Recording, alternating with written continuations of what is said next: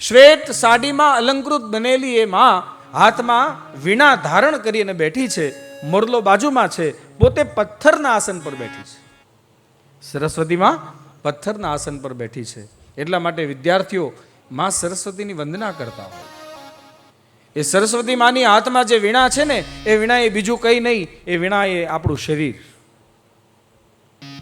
એ વીણાના પણ 7 સુરો, સા રે ગ મ પ ધ ની સા. આરોહ ને અવરોહ આ બંને પણ મને તમને કંઈક શીખવાડે. શીખવું હોય તો બધાયમાંથી કંઈક ને કંઈક જ્ઞાન મળે છે. આ સંગીતના 7 સુરો મને તમને શું શીખવાડે ખબર છે? પહેલા તમે જોઈએ, પહેલા આપણે આરોહમાં જઈએ. સા રે એટલે બધા, ગ મ એટલે દુખો, સા રે ગ મ પ ધ ની સા એટલે વાંચતો, પધ ની સા વાંચતો વાંચતો આગળ વધતો જા.